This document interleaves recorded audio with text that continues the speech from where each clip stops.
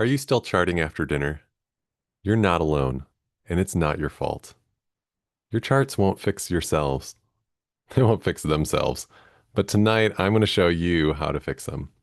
If you're tired of working all day and then spending your evenings in the EHR, then this is for you. I want you to know you that you matter and that you can do this, that you can make a change because I have been there. So I'm Dr. Ryan Stedgink, pediatrician, host of the Wellbeing in Medicine podcast, and I would love to help you. If you are like, hey, this is me, and I want to get in on this free training that you're doing next week, August 11th, 9 p.m. Eastern, you can click the link in the chat or go to chartingmastery.net. But I wanted to take a moment tonight and share a little bit about some of the things that have been impactful for me, a little bit about my story, about why I'm so passionate about helping other docs and others in medicine, nurse practitioners, PAs, nurses, medical students, residents, and fellows, about why I'm so passionate about helping you get your charting done. And so if this resonates with you, I'd love for you to engage tonight, to leave a comment in the chat, to leave a question, something else. I want this to be interactive. And send me a message. Go to the link in my bio and you can get in touch. And I would love to share more. But a little bit about me. So I'm a general pediatrician by training. I did pediatrics residency after doing medical school, and I thought, okay, I'm pretty well prepared. It was a little bit challenging when I realized it's like, oh, my training didn't necessarily prepare me as well for outpatient as it did for inpatient. And so I was really thankful that I had colleagues that had a lot of experience that were alongside me in my clinic. And so this was really important for me to be able to say, I can do this because I have the support that I need around me. Some of you may be feeling like, hey, I don't know how I'm going to do this, how I'm going to make it through these next couple months, these next few weeks, this next day in clinic, in the OR, in the hospital, because your charting is really overwhelming. I know because I've been there. I was bringing charts home evenings, weekends, and it was so much. I was jumped straight into my clinic jobs out of residency. It was where I had done my continuity clinic, and I found myself staying late frequently. I found myself doing my charts in our free text EMR, and while I was able to see the patients, I was still finding my flow, and I was finding I was bringing charts home. I was bringing them home evenings, weekends. I didn't have them all done. I saw a couple colleagues that had all their charting done, and I was like, this is really weird. Like, how can you do that?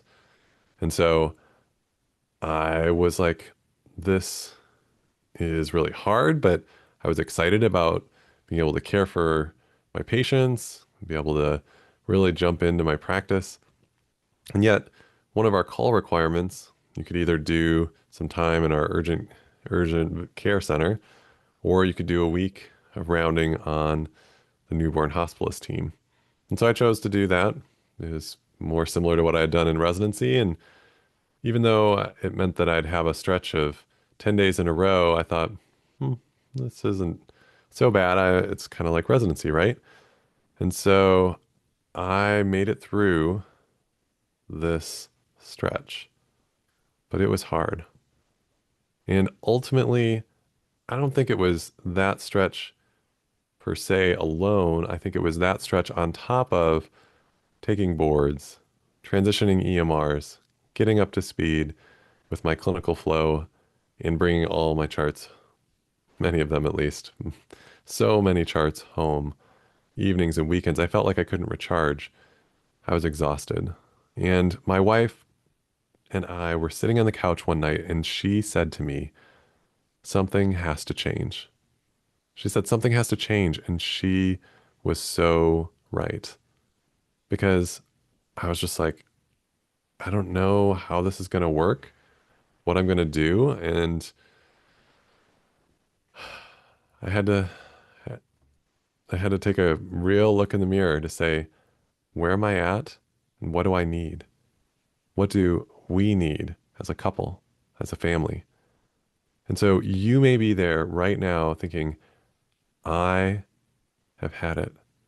There is so much that is bureaucratic red tape, prior authorizations, fighting with insurance companies, fighting with your system, fighting for declining reimbursements.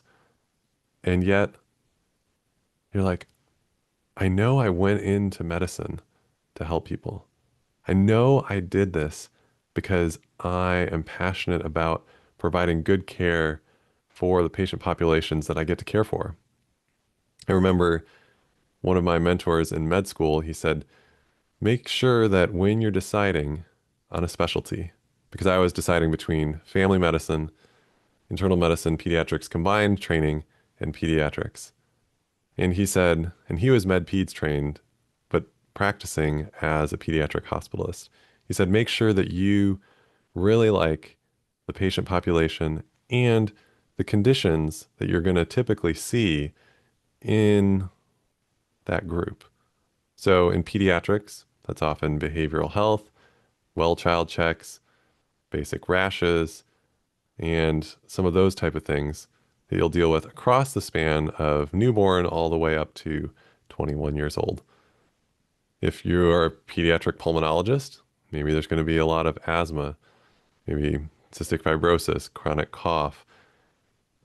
There could be any number of things. If you're a cardiologist, maybe it's more chest pain, heart failure, arrhythmias. And yet, this this passion, this passion for patient care, for helping other doctors, helping other patients, sometimes other doctors. I've had the privilege of caring for patients across parental occupations and backgrounds, but to be able to say, this is why I went into medicine, to be able to say, I care about you, and you care so much, and you care about being excellent and doing a great job, because quite literally, lives are on the line, and you know that. And so when these things come up, when you think about how you're doing with medicine, with charting, where you're at, it matters to look at those underlying motivations, to say, I know this is why I'm here. And yet, these other things, this paperwork, these inbox messages seem to be getting in the way. And so I want you to take a moment and think, why are you here? Why are you in medicine? Why did you go into medicine in the first place? And this matters a lot to just slow down and to consider, why are you here, before we get into how you're going to move forward. You know deep down that there's a bigger purpose. It can't just be for the money. It can't just be for whatever it is, whether that's recognition, success in academics and publishing and teaching, winning awards. There has to be something deeper that drew you to 4 years of undergrad, 4 years of medical school, and 3 or more years of training postgraduate. This matters because your why, this core motivation, matters because your patients matter, and because you matter. And I start with that because it's so critical to understand where are you, who are you, why do you do what you do? Because when you find yourself in these situations where the charting feels overwhelming, you're going to have to look and say, how am I going to keep moving forward? How am I going to get the help that I need for my mind, my body, my emotions, my charting, my workflows, to be able to care for patients and to care for yourself? And not just for today, not just for this week, this month, but for a whole career. If that's what you choose to practice medicine for the next 5, 10, 20, 30 years, that you can do it in a way that's sustainable. And so that's why I'm so passionate, because I've been through burnout. I've had to figure out, like, where am I? Who am I? What do I want to be about? And what am I not going to be about? What am I not going to do? To be able to set that vision of where am I going to be, of how am I going to get through these things? How am I going to get the tools and the mindset and the workflows that I need to be able to move forward? It's so important. It's so important because that's how you get the sustainability. It's not just hoping that the system will make things better for you, because if you haven't noticed, many of these things, these systems issues that you find yourself in, how many patients you're asked to see, how much time you have with them, the resources you do or don't have, those are often driven by policy change, by medicine being a business, by things that are, frankly, at times, many times outside of your control. You can advocate, and I encourage advocating vigorously with data to be able to say, this is why I think we should do XYZ. This is why I want to, for me, it was to be all at one clinic where I was seeing more patients. It was closer to home, but it was also more aligned with my passion for speaking Spanish with my patients.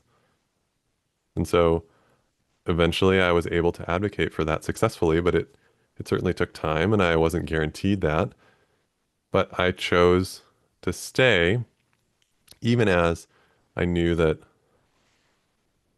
I might have to make a change, whether it's saying I'm going to decrease my time here or I might have to look at other positions. I ended up staying and it was a good fit for me, and I know that I'm where I'm supposed to be. But I had to get those skills, get that confidence to be able to say, no, this is what I need for myself and how that aligns with the organizational vision, mission, goals. And so as you think about where you're at, as you think about how things are, like, I don't know how this is going to go when I speak up. No, it matters because you can make a change. You can make a difference for yourself, for your patients, because if you don't, you're just going to stay in the same spot. You're going to stay in the same rut, doing the same things over and over and over. It sounds kind of depressing, and that's where I was. I was doing the same thing and bringing the same charts home week after week after week. And so if you're looking for some actionable change, some actionable things that you can do, I want to share with you a few of my top tips that are part of my charting mastery framework, what provides the basis for next week's webinar class and undergirds my charting mastery program, a 6-week group coaching program for physicians and others in medicine to help you finish your charting faster and get home sooner for what matters most to you. So there's 3 pillars inside there. Know your why is one of them, but I want to give you a few of the tools from that to be able to say, hey, how can you get some quick wins to start implementing today? Because I don't want you to be stuck any longer than you have to. I want this to be that new opportunity to step forward, to say, I want to make a change. I think I can try this. Let's do this. So, first, I want to talk about batching charts because when you're going through your day, there are so many things competing for your attention.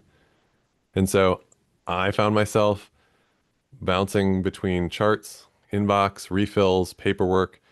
And so now I try and look and see like, hey, do I have any outstanding charts from from yesterday when I finished up last evening?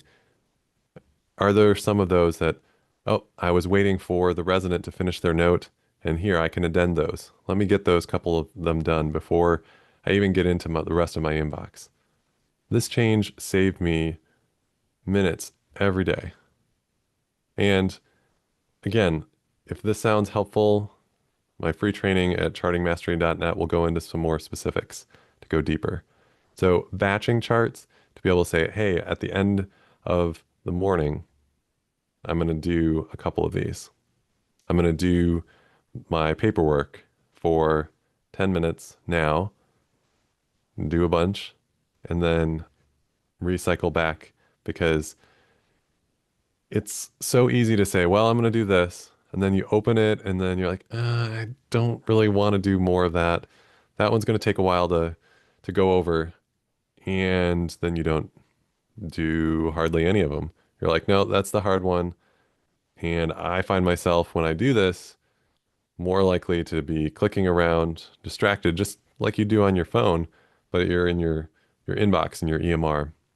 And so it can be helpful to batch them to say, I'm going to do all of the result notes or all of the patient callbacks or all of the staff messages and go through and zero those out. It doesn't mean you have to be inbox zero about everything, but if you can do the principle of touch it once, it can make a real big difference in saying, where am I and how can I get these quick wins that help me as I do this batching. Sometimes as well, I'll do this with my paperwork. I'll say, I'm going to take each of these and put in a pile of outside documentation to review that I just need to sign that I've reviewed it. There's ones that I may need to provide a signature and need to go back to my staff for faxing. There's also a pile that I may have to look up where something is in the chart to say, like, what's that diagnosis for the early intervention program? That I have to go look back and say, hey, they're doing a daycare physical. I need to look at my last note. When was it? What was abnormal? What was normal? Are there any medications that I need to document? So these things all go into batching because then I can say, all right, these are the ones that I'm going to sign and put in the to scan. These are the ones that I'm going to sign and put for faxing. And these are the ones that I actually need to go into individual charts because if I have a big pile of papers, it's really important to be able to say, all right, I can get this done now, but I can also do it in a way that reduces the cognitive overhead that I need to be able to say, all right, I can get this done. So first win for today is about batching your charts and your paperwork. Second is to do some documentation in the room. Now, I was a little bit skeptical about this at first to think, how can I get all my charting done as I go? And it's like an emergency. I have to go to the next room. And occasionally it is. And for some of you, you may be going to an emergency in the next room. And in that case, you need to go to the next room. But while you're there, take a moment, get the chart open, and document something. Sentence fragments, whether it's something you put in quotes, what the patient said, put something down for the HPI and something brief if you have extra thoughts about the plan, about what you're putting for your assessment, about the things that you're considering in your differential diagnosis.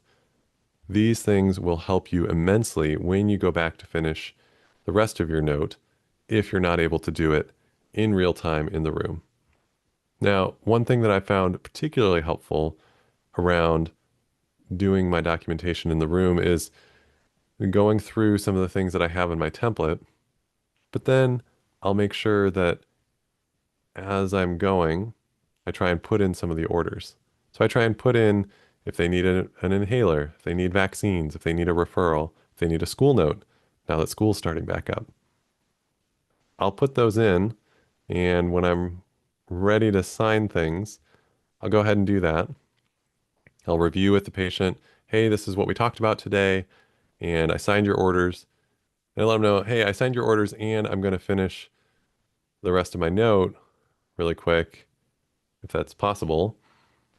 But it's helpful because then I'm able to be fully present.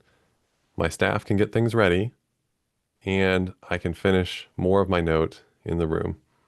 It helps me reduce the amount of times that I'm asked to send Tylenol after the vaccines for my patient. It helps reduce the amount of additional things that they said, oh, you forgot to refill this other medication for me. If we talk about, hey, this is what I'm refilling, these are the referrals I'm sending, it gives that feedback loop in the moment. But it also is an opportunity to say, hey, to my elementary school aged patients, do you guys like more homework? And they inevitably shake their heads and say no. And I say, well, neither do I. Neither do the doctors. We want to be done too. So these things matter as well, because then I'm able to get my notes done as I go. And even if you get most of it done, it's really, really encouraging when you're able to just say at the end of the morning, bloop, bloop, bloop. I'm just going to go ahead and sign, sign. Oh, just need a little bit more here, sign. And then be able to say, hey, I'm going to lunch. I got all my stuff done and I'll be back. And to be able to have a lunch. That was one of the biggest things when I was a first year attending, where I often didn't get a lunch. My morning would run over. It'd be 12:15, 12:30, and then my first patient would be there a little bit early. And sometimes I had to quick rush, grab something to eat it really quick, and get back only a couple minutes after the first patient was supposed to start, and it just felt like I didn't get a break at all. It was really demoralizing. I'm sure many of you feel this way too, where you're getting calls and pages and uh, secure messages in your system, and it feels like it never ends. And yet, many times you probably could take a couple minutes and be still, to be quiet, to take a moment for yourself in the middle of the day when you're in between things, where you don't answer the messages, where even if it's 5 minutes, if you normally get back to folks in a certain amount of time after they've paged you or messaged you, like you may just need to take 5 minutes to use the bathroom, to warm up your food, to eat something, to nourish your body so that you are able to keep going. Because you're not a robot, you're not a machine, you are a human being, and you matter. And so this is part of how you can say, even in high stress situations, or if you say, hey, to one of your colleagues, hey, if so and so calls, like, I'll be right back. If this happens, can you listen out for my patient if the nurse needs something? I'll be right back. It's okay to do this. And so, first, I want to encourage you to batch your charting. I want to encourage you to do some documentation in the room.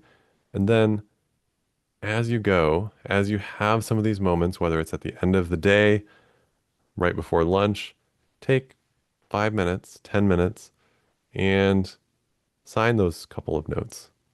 Sign those additional orders that came through requesting medication refills. Just knock it out. Take a time limited period of time so that you can make a difference for yourself. And these things really start to add up because it's not just these tools, it's also the mindset and thinking about how these things matter for building your confidence.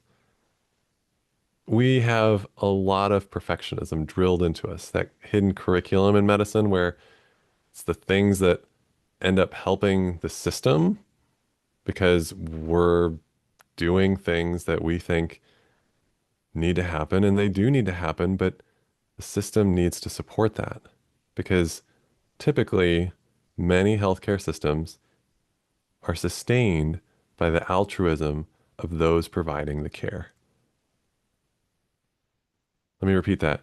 Many times, healthcare systems are sustained in large part by the altruism of those providing the care. The docs, the nurses, the other staff who are like, no, this is what needs to happen. And they go above and beyond to make it happen.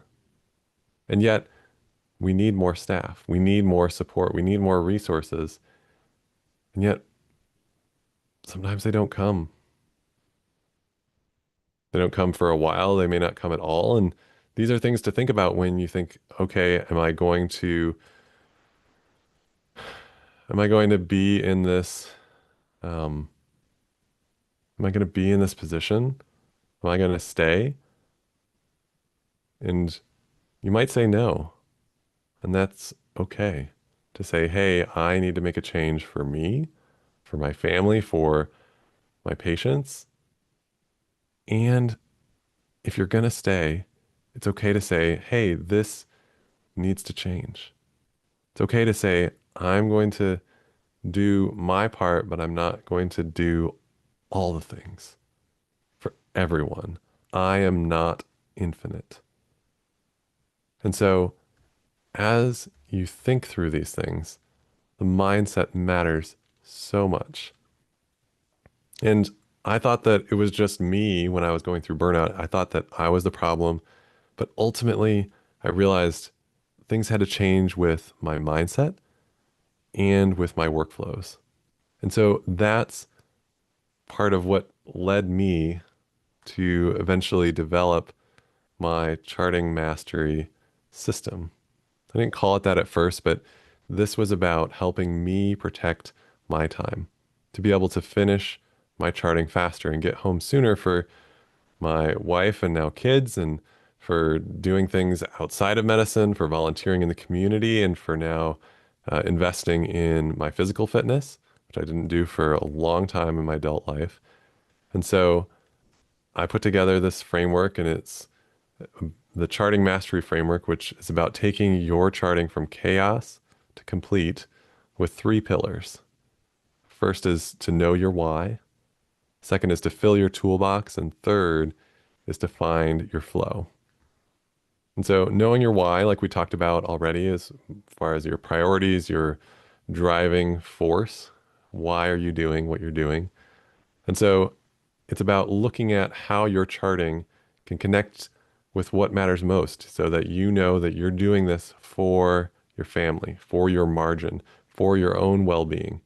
Because when you know your why, your change, those things that you want to do differently, that change sticks so much better. Filling your toolbox, the second part, it involves using templates, batching, using text expanders. These things aren't shortcuts. They're about what help you get these things done so that you don't have to sacrifice your evenings. And so first you have know your why. Second, fill your toolbox. There's those mental things and there's the physical things. And the third is finding your flow. It means that you have consistent things that you do on a regular basis. It includes those things like batching, like doing your pre-charting, where you look at the schedule and decide on, hey, what are things that we know in advance would be helpful for my staff to do, for me to remember so that I don't have to search the chart in the moment when I've already put some of these things in place. It, finding your flow really is how you allow yourself to stay present, to be able to connect with your patients, to be able to do the good care that you know how to do in a repeatable, sustainable way. So that even when extra problems are brought to the visit, even when patients come late, when more than usual need an interpreter, you can still say, hey, I'm going to show up for you. I'm going to give you my full attention and good care because I have the tools that I need and I have the flow, the workflow that I need and feel confident in it so that I can take great care of you. And so if you want me to walk you through this even more step by step, I want you to join my free webinar by going to chartingmastery.net. And the first 5 who join my Charting Mastery program, again, 6 weeks, spread over about 2 months, and you'll also get access to my Charting Mastery course with the videos and the private podcast feed. So the first 5 who join after uh, attending the webinar, either live or via the replay, first 5 to join will get a private one-on-one coaching session with me to be able to dive deep into these things to say, hey, where are you? What do you need specifically to help you take that first step into being done with your charts at the end of the day so that you can go home for what matters to you? And so if there's something right now that you know is like, hey, this is the one thing that I can see that's either slowing me down right now, or you're just like, this is the one thing that I've just had it with. I want you to drop that in the chat, send me a message, and I would love to hear about where you're at. Because it's not just about tips and tricks, about quick wins. It's about a sustainable mindset shift, about addressing some of those things, that perfectionism that was really helpful for getting um, your first H&P, your first history and physical, that first note that you did back in second year of medical school.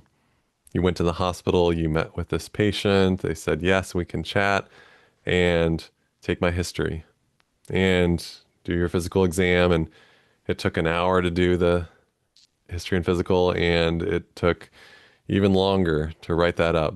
That first H&P, it was perfect. And then you're like, I have to honor this rotation. I have to keep growing and learning. And it was kind of a mesh of excellence and perfectionism that kind of got mixed in a way that served you in medical school many times. But as an attending, as a resident, you have to get an adequate note done. And it just has to be done. Even in medical school, if you're spending so much time on one note, you can't go see the next consult. And so I want to encourage you to join me August 11th for the free training to help you get your charting done faster. 1 hour, we'll go deeper in the framework and your charting reset, because if you are struggling, I want you to know that there is hope, that there is an opportunity to get the extra training, the extra investment in you so that you can get back to saying, hey, this is challenging, but it's rewarding. I'm able to get my things done in this season, in this environment where it's not paper charts anymore. It's a lot more templates and checkboxes and things that I have to do, a lot of information overload. And frankly, it sets you up for this overwhelm. But if you're able to have the tools, you're connecting to your why, your motivation, you're able to find those workflows, you're able to actually thrive in medicine. Because there's that one colleague who seems to have it all together. And Maybe they've been through a similar journey as I have. Maybe they're just mailing it in and they don't actually do adequate documentation or what you consider to be sufficient care. And so if you're comparing to others, many times that doesn't help you. It can help you grow, certainly. But if you're saying, well, I can't do this because it sometimes becomes an opportunity to hold on to what's current, to hold on to what's safe. And I found myself doing that in a variety of areas. Even the charting at first, I found one of the senior colleague who was able to get his charts done more consistently. He would actually go see the patient. He was efficient. He would come out and quick write a note. It was to the point. And so he got his done by doing it after each patient outside the room. But I found that by doing concurrent charting, by leveraging the typing skills, by trying some of the AI scribe things, and it's not a replacement for physicians providing that clinical input, that clinical reasoning and synthesis. They're just not there yet to be able to take that.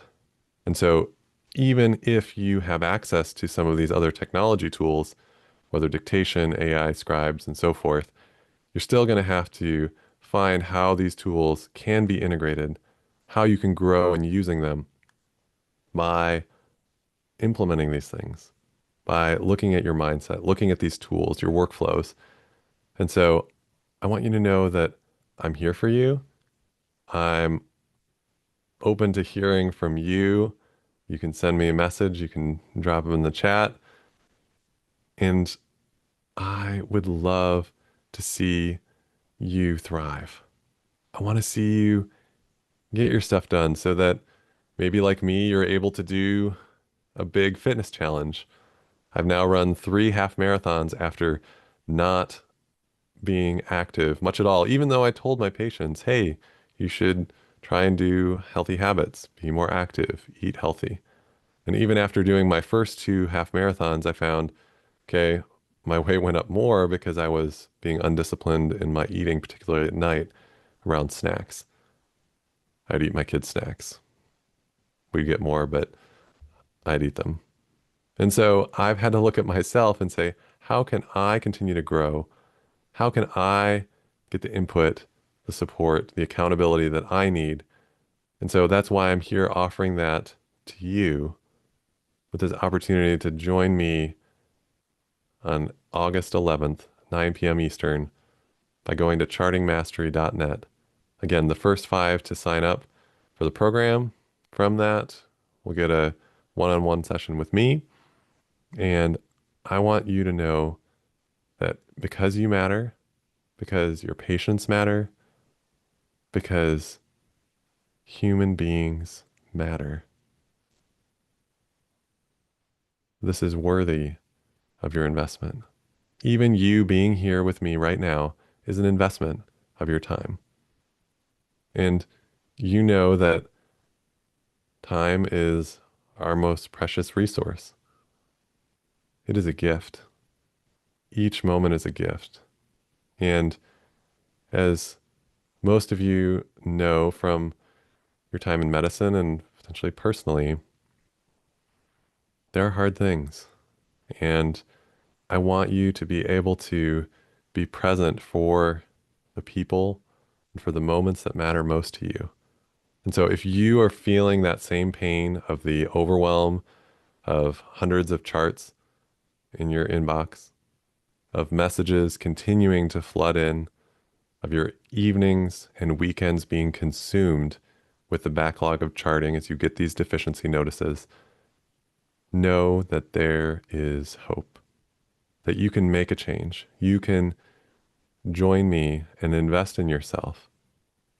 I have free charting tips and a mini course, but this is the opportunity that you have to take that deep dive, to invest deeply so that you can make a change that will yield hours in the future, hours that you won't get back. And so, if this is you, I would love for you to join me in Charting Mastery. Go to chartingmastery.net, and I would love to see you thrive for your sake, for those around you, and for your patients. I'm so thankful for each of you and just want to encourage you to follow and to subscribe to the channel here and to join me August 11th, 9 p.m. Eastern, to help you finish your charting faster. Thanks so much for joining.